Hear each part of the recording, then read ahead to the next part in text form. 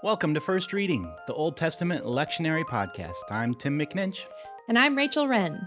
This week, we are bringing you preaching and teaching insights into the first reading for Sunday, June 27th, 2021, which is Lamentations 3:22 to 33.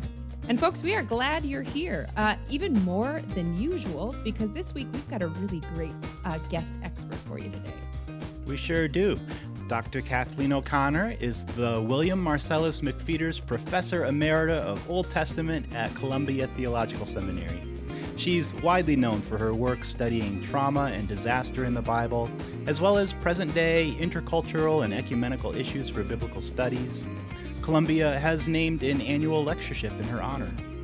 Her other focus is on the role of the church in today's world, including issues such as hunger, pastoral contextual awareness, and biblical resources for Christ's mission.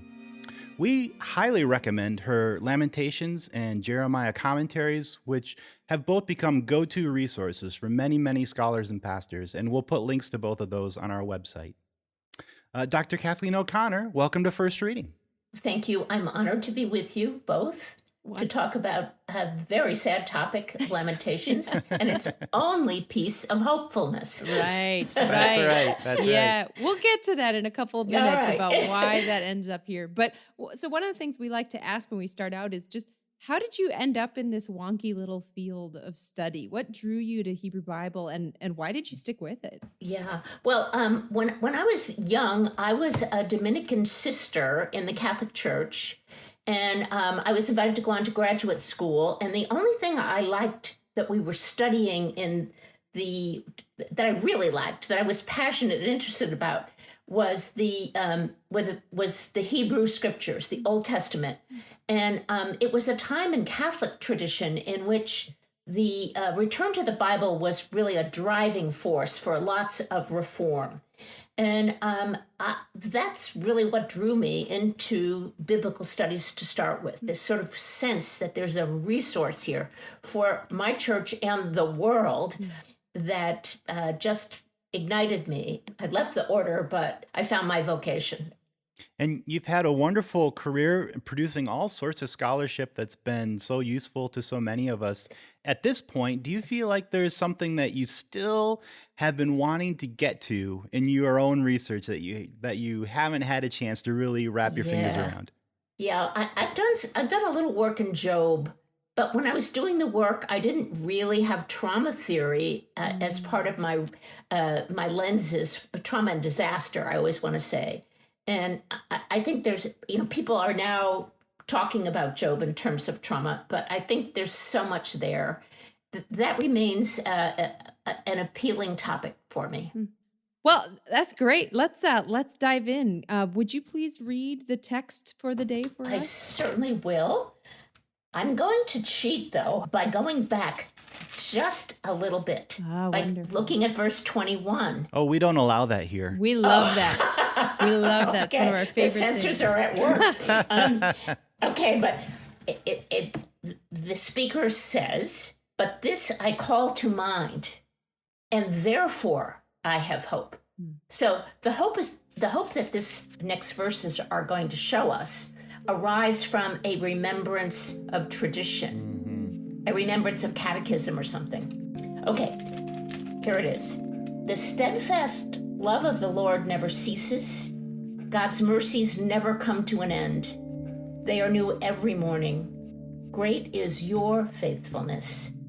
The Lord is my portion, says my soul. Therefore I will hope in him, in God. The Lord is good to those who wait for him, to the soul that seeks him.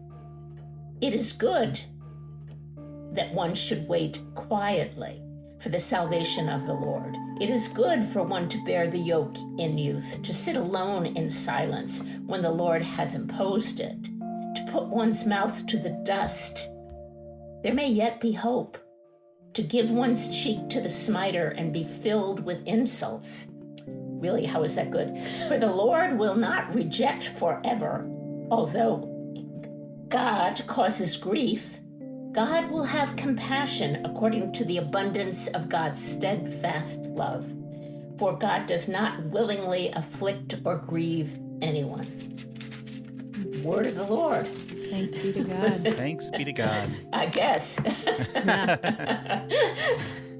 Wow, and it is a beautiful text and very well read. But as we've already sort of hinted at, this section's a bit different from the rest of the book of Lamentations. We often situate these passages historically, but I think it's going to be more essential than ever for us to do that with this text. What can we say about the historical context of the book of Lamentations? Do we know anything about when it was written or who wrote it? How much time do we have? Okay, the key factor in reading this book is recognizing that the world has completely collapsed for the people of Judah. That most scholars will agree happily or with a great accord that the text falls after the fall of Jerusalem to the Babylonian invaders and oppressors, and that it is particularly focused on the city of Jerusalem and its destruction, which was mighty and horrible and ugly. Just to mention a few aspects of it, there were 3 invasions. The city walls were broken down, and the army invaded the city, deported many of the nobility, killed some of the royal family, and then displaced people, burned the temple to the ground, and really destroyed the economic, cultural life of the city. So that the community of Judah, the people of Israel, and the city of Jerusalem are virtually destroyed. Even if they're not totally destroyed, the disruption is a decimation of the populace and of ordinary life. So, I mean, maybe to suggest thinking about Syria today is overstating it, but maybe not for the ancient world. So it's this, we believe, that produced this literature. Now, the tradition is to assign this book to the prophet Jeremiah. He's considered the traditional author. It seems unlikely in that the prophetic book of Jeremiah has so many differences from this book. And I believe, actually, that the book of Jeremiah is closer in time to the actual destruction of the nation, precisely because of the very careful artistic shaping of grief that shows up in this book. And we'll probably talk about this, that it's acrostic, it's obviously liturgical, it's obviously filled with pain and terror and horror, and yet it gathers that experience into really unique literature. And that makes me think this is not an on-the-spot report. This is not an historical account. It's a symbolization through many voices of these experiences. Yeah. So it's kind of it's an experience, a traumatic experience that has been processed through time and reflection into an artistic form. Yeah. Right. And let me at least assert that I don't think that the nation is being rebuilt yet. I think it's close enough in time to the catastrophe because there's so much despair or near despair and searching for survival that I think is the key component of the material.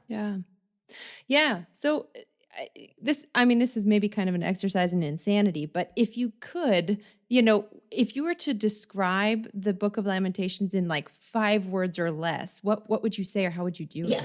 Well, okay, you gave me that question ahead of time, so I actually thought about it. Oh, because it's really hard to get down to 5. I think it's a book that honors human suffering. Wow. What drew you to the term honors? Okay, this is complicated, but there are 5 poems. They have many things in common. Well, they don't have a lot. They have suffering in common. The fact that of the 5 poems involve 4, what I call 4 separate poetic speakers. There's the city itself personified as Daughter Zion, a female voice. There is a narrator who talks to her and about her. There is this speaker in chapter 3, whom I call the strong man or the captured soldier because of the Hebrew word geber, which is not ish, just a man. It's a man who's charged with protecting women, children, city. So it's like a warrior man. In some, you can do that anyway. You can just say man, but I don't. Yeah. I say, no, dramatic. This, and then you go on and you describe, you see in it that this speaker, who gives us the only hope in the book, is being tortured. He seems to be imprisoned. And above all, he seems to be abandoned by God.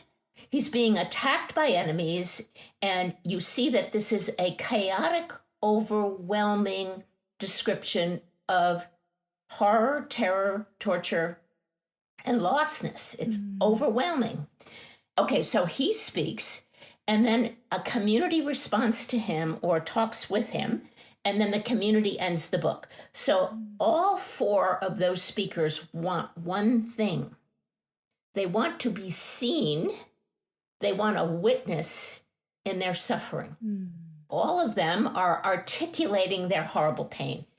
But above all, they all want God to see them and speak to them, and God never shows up in the book.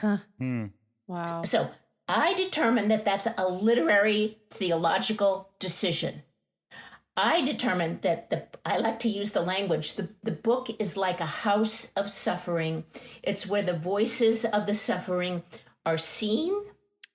They don't get a witness from God, but they get a witness in the book itself. Yeah. And it's almost, I'm fascinated by this idea that God never shows up. It's almost, you could think about that almost in two ways. One, that it's highlighting the absence of the deity, or it's highlighting the deity's willingness to let these voices take center stage and just be I think it's both. Yeah. Rachel, I think that's beautiful. And I think it's both. And I think I like to think I can get insight into the human experiences underlying the text.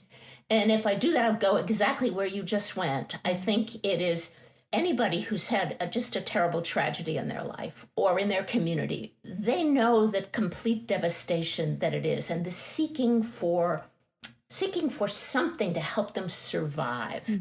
And I think it is an experience of divine absence. And if both of you, I think Tim told me both of you have had pastoral experience. You know people who've had horrible losses. And the theological question is not long and coming. Where was God? Where was the one? And so if we take the community of Judah, Israel, they're the ones who can say, well, God promised to dwell forever in Jerusalem, in the temple with us. God promised that David would be on the throne or his offspring forever. Well, the king is gone. And everything that God promised about protection, it's collapsed. So it's a world of collapsed meaning. And that's got to, above all, theologically include the absence of God. Yeah. So, and that's honored, in my opinion, in this book. Yeah. And then we can just add the ending is the final punctuation point. The ending is, why have you forgotten us completely? Why have you forsaken us these many days? Restore us to yourself, O Lord, that we may be restored. Unless you have utterly rejected us and are angry with us beyond measure. Yeah. You know, and the Jewish community, you may already know this, when they read this for Tisha B'Av, the day commemorating the liturgical commemoration of the Holocaust, the Shoah, they read the last verse and then they go back to restore us to yourselves, O Lord, because in their liturgical practice, they don't want to end on that note of utter rejection. Yeah. But the text, if we stick with the text, it's pretty despairing. And it puts the ball in God's court. Yeah. Completely. Yeah. Completely. I want to circle back to a thing you mentioned, Kathleen. You mentioned that this is an acrostic poem, and it might be helpful to explain that for our listeners and kind of how that shows up in this book. Super. Now, by acrostic, we mean an alphabetic organization in which each verse or stanza or line begins with the next letter of the alphabet. So A, B, C, all the way down to Z, although, of course, it's Hebrew alphabet, Gimel Dalet, etc. So that happens. The first two, the first three, okay, this gets really technical, but the first three chapters have 66 lines. And that with each line, we have a new letter of the alphabet in each of three poems that are put together. The one we're looking at, though, intensifies the alphabetical arrangement so that not only each verse, but each line, so there's 3 A's, 3 B's, 3 C's, all the way down to tau, the very last thing. So we can say that this is not poetry you write off the cuff. We can say that the acrostic nature gets very intensified in this center poem. And then we can add to this that in the ancient world of literature, it isn't necessary to follow to a happy ending. It isn't necessary to go in narrative order. Sometimes in the literary arrangements, the center is where the heart of the matter lies, and you can make that claim here. Now, I argue against that because I really want to push the sadness of this book and the grief of this book, so you can be suspicious of me. But I do, if you look at chapters 4 and 5, the alphabet begins to disappear, and you end up having 22 verses in each, and 22 is the number of alphabetic letters there are. Right. But they're not in alphabetical order anymore. Oh, it's as if you run out of steam. You just really lay it out there, and now, we're going to sink into grief, loss, doubt, and near despair. So in some ways, it almost mirrors what is often called the process of grief, which is that it's not as a linear thing. It's something that's more either cyclical or roller coaster-y, to get a very technical term out there. It does do that. And I think chapter 3, the subject of our current discussion, does that particularly, where the strong man is a really, I keep thinking of the word despairing character. He's clinically depressed, if you can say that. But despair is the theological term, I think, for it, rather than, I'm not a psychologist, though I pretend I am. And the despair of this man seems to disappear in the text we're reading, and then it comes back. And in my analysis of the chapter, I call it a flip-flopping chapter. Very sad. Maybe there's hope. Very sad. Oh, maybe there's hope. And it goes back and forth, and I think you're exactly right, Rachel, that this is the process. It is an expression of some of the processes of recovery. Nice. And because anybody who's experienced really deep loss, you don't get over it. Yeah. You roll back into it. You get out of it for a little while. You roll back into it. Grief of any kind is kind of like that for many people. Yeah. Where, you lose your dog, you're sad. I don't have a dog, so I don't really know. Yeah. Well, and so one of my favorite pieces about your work too is your explanation of why you think such grief is given such a formal poetic structure. Can you talk a little bit about that? Yeah, I think I get this from my colleague Walter Brueggemann, really, who talks about the formfulness of grief. One of the beauties of the book for me is that it gives shape. It gives very particular literary shape to that which is shapeless, to that which is nameless, that which is beyond words, that which we can't fully express. And yet, using trauma theory here, it seems evident that for people to survive and then to flourish, it's necessary in one fashion or another to re-enter the experiences of suffering. But if you do it directly, it can re-traumatize the individual or the community. Yeah. So you can do it here by having a poetic figure like Daughter Zion, the widow on the hill. You can have the strong man who's experiencing the worst possible thing, almost like a horror show. But it isn't you. It's this literary figure. So my speculation is this is a while. This is decades after the event, perhaps, where these poems are put together to help continue the process of seeing what happened. Yeah. Because trauma and collective trauma takes away our capacity to take it in. It just overwhelms the body, the spirit, the mind. Yeah. And so recovery, and PTSD helps us know this too. Recovery requires some experience little by little. And then ultimately, it requires a new narrative.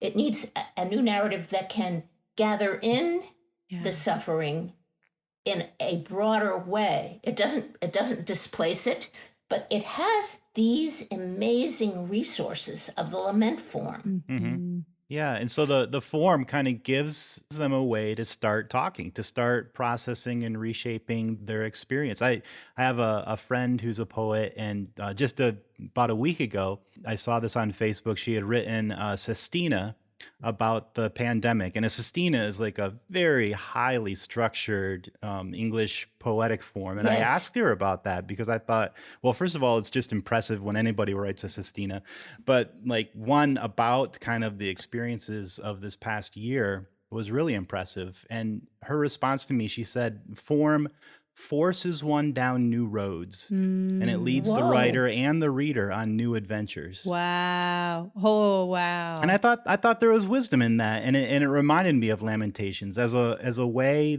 A formal structure can get you going into a process that can be, toward healing, even if the content that fills the form is itself chaotic and traumatic. Oh, I love that. Exactly. And I think if you're preaching this too, and I think what's bubbling up very naturally here is, of course, the pandemic of the last year. But what I love about this discussion of form is, in thinking of preaching this, two directions you can take is you could take one, what Tim's friend said, form forces one down new roads, which is beautiful. Or this idea that form, if you're thinking of trauma as this vastly overwhelming thing, form almost contains that which cannot be contained. So it's this Exactly. this regrafting and integrating that which cannot be integrated, and then pushing one in a new direction. Well, and if you add to this particular text that we believe it's liturgical, you're doing it together in a community out loud, maybe with a leader, maybe not with a leader, but you're reading it. Maybe you're performing it in some sense. Yeah. We probably should talk about The text. 3:22 to 33. But if I can take us on one more little mini tangent, it would be the relationship between this portion, which is the most sort of hopeful sounding section, with the rest of the book, which is, more or less a downer.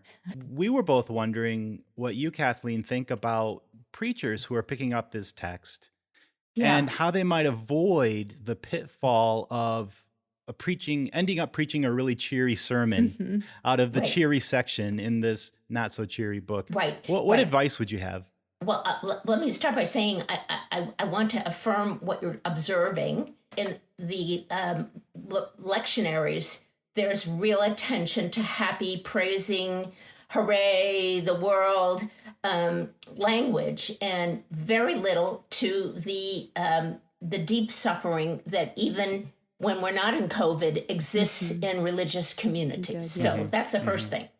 And so we're being steered in the wrong direction, maybe by our cultural biases for happy endings and good news and denial of pain.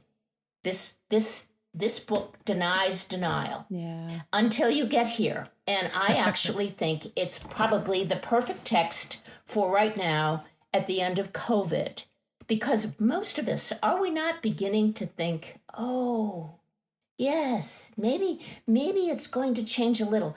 Maybe so much has come out. Maybe there's been so much suffering, racial difficulties, deaths, sicknesses, closing down of the economy.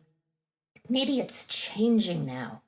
And so maybe we're exactly in the place of this speaker who is talking to himself, trying, in my opinion, and I'll tell you why I think that from the text, talking to himself, trying to convince himself that he can have hope. Shall I try to show you where I see that? Yes, please. Yes. Okay, look at verse 24. Well, we have to do 22 and 23, but let's go to 24. The Lord is my portion, says my soul. Oh. So, okay, I already see in this a person who's having a conversation within himself. There's a conflict going on. I don't really think there's any hope here, but my soul tells me, therefore I will have hope in the Lord who is my portion. I think that it's one sign that he's trying to talk himself into happiness and or at least into hope of survival, perhaps at the various lowest level. I love the way that you bring out that sense of talking to oneself with that language of nephesh, which is one of Rachel's favorite Hebrew words. But it's sort of like an alter ego there, right? My nephesh is the me that I talk to when I'm talking to myself. Right, exactly. My nephesh, my sense of self, my soul, my body, my whole being seems to be at war with what I'm experiencing. Yeah. So I'm talking myself into it. Well, and you could even take it, if you take the very literal meaning of nephesh as kind of throat, it can almost be like, I say the words out loud, and as I say them out loud, I convince myself of it, right? Oh, good. So here's this let's say he's the tortured, captured soldier, and there's no exit here for him. And so now what he does is call upon his resources. The reason for education, religious education. Yes. It's not for right now. It's for later. Yes. When you're in tortured situations. So of course you've pointed out already in your notes to me the language of verse 22.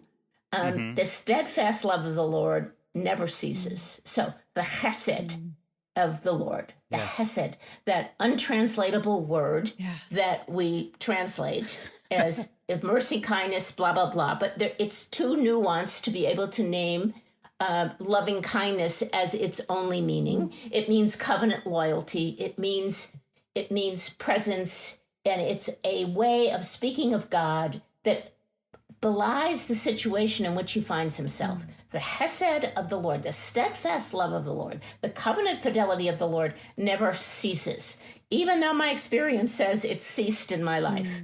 So, okay, God's mercies never come to an end. The next key, is it the next one I want? Yeah. His mercies, rachamim. This, as you two both know, is a Hebrew word that comes from the word for womb, and is often compared to the love of a mother for a child. It's visceral. It's in the blood. It's embracive and forgiving and whole making. And so God's love never ceases. God's mercies never end. He's saying from his tradition.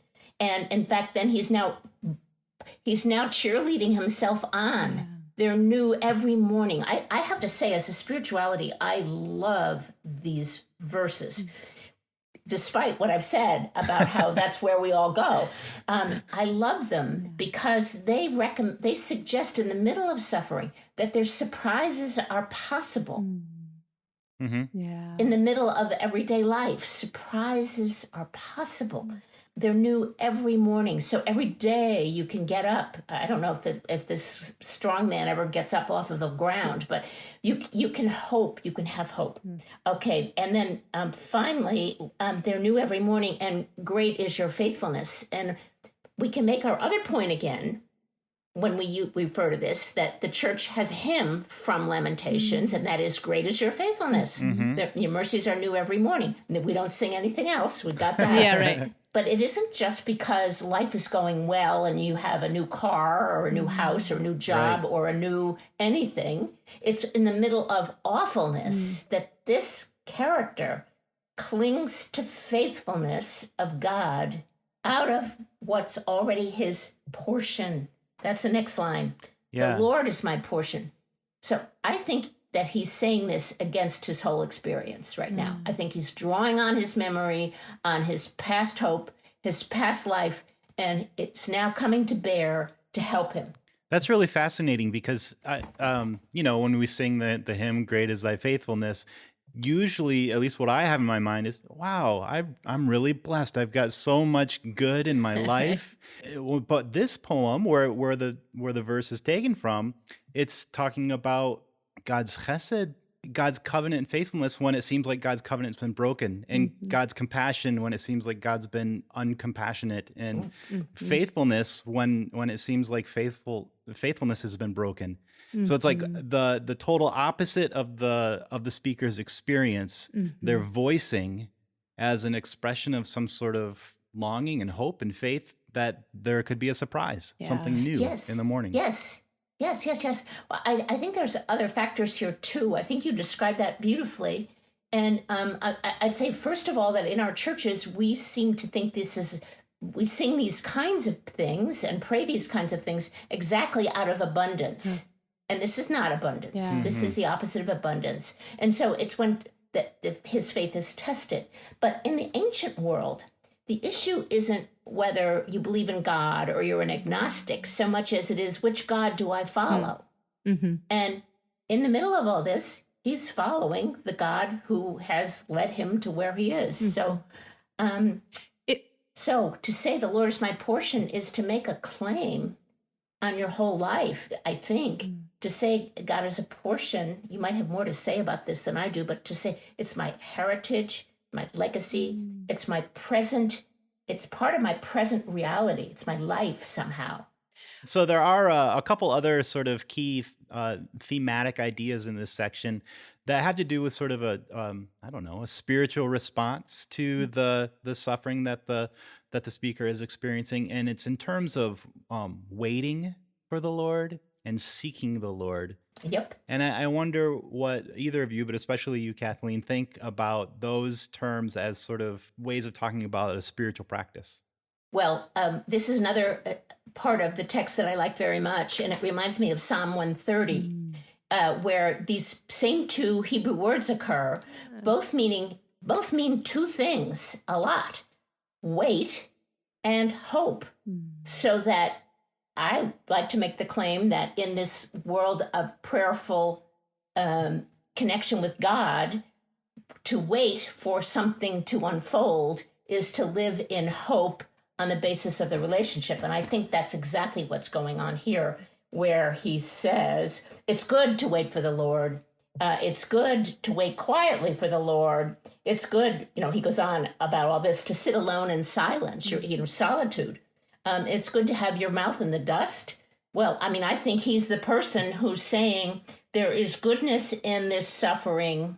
I don't really see it, but I trust it. Or I want to, I'm going to say I want to trust it.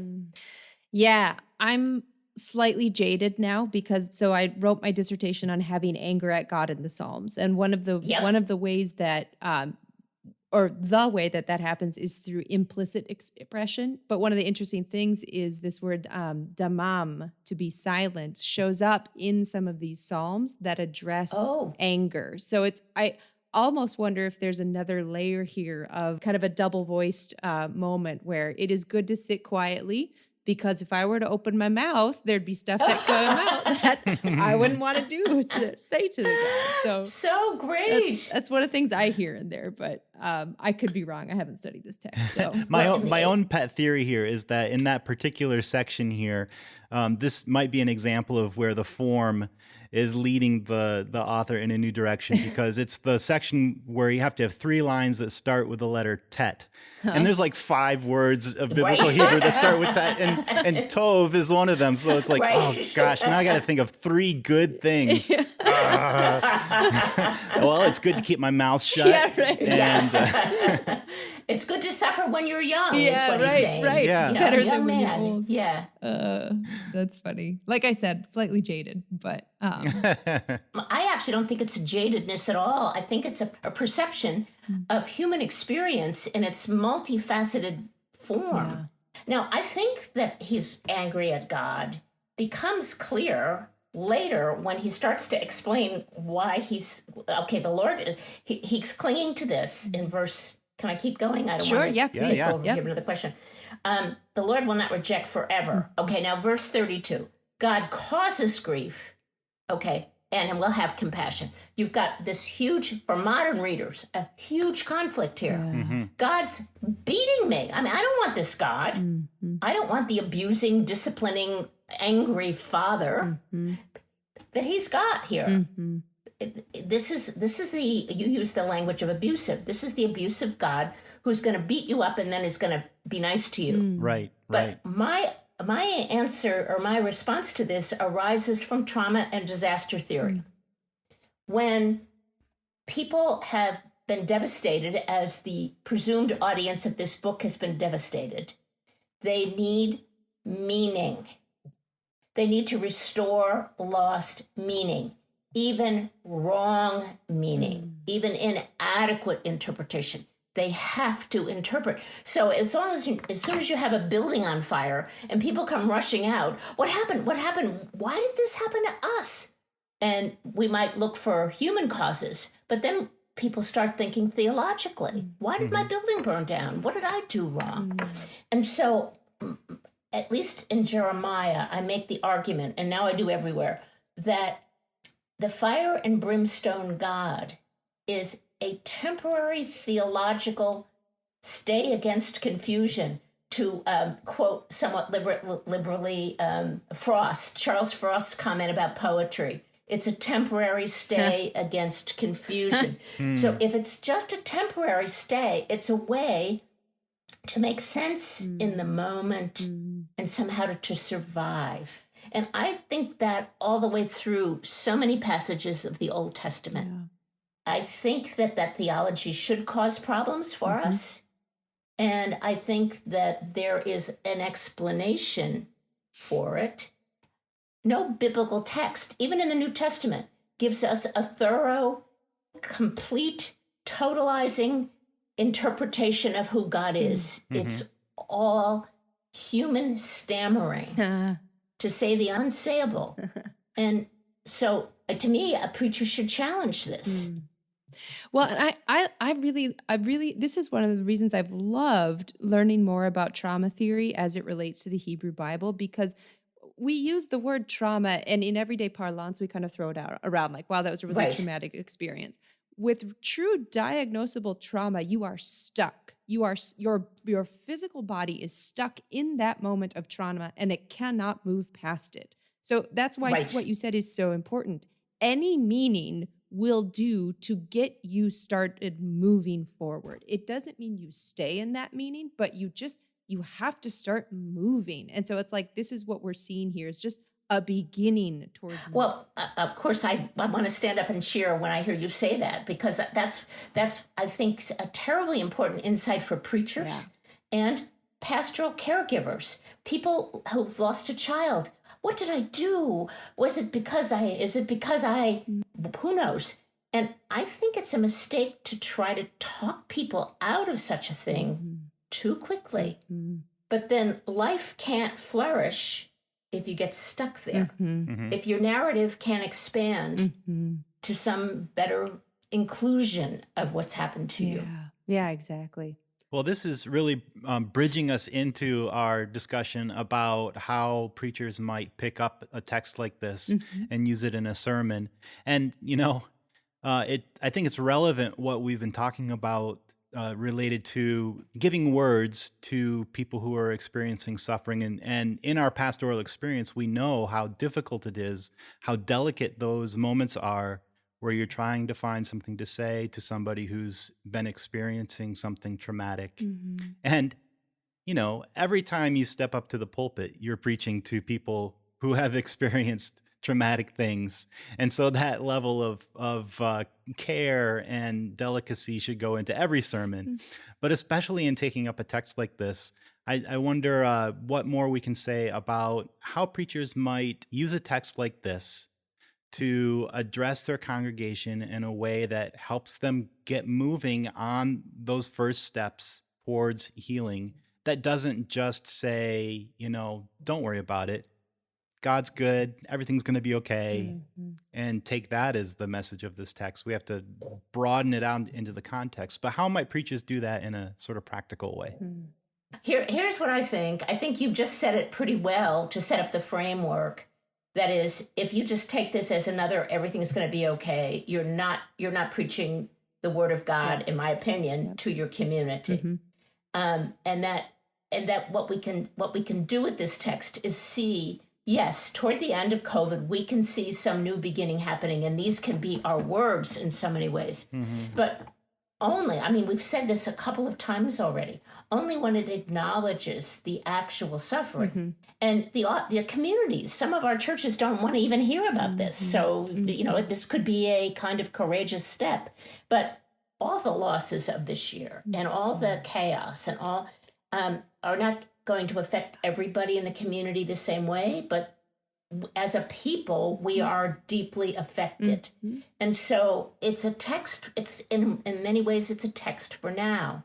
And if I had to preach it, and I don't preach very often, I have to tell you that I haven't preached in years since I retired from Columbia Seminary, but because it's too hard. But what I do think, is that the language of this text offers a spirituality in the middle of suffering, and that we've got to talk about the suffering and find ways to say, not everybody here suffered the same way, but some of you have. Okay. And then talk about the reliance on the resources of the text itself.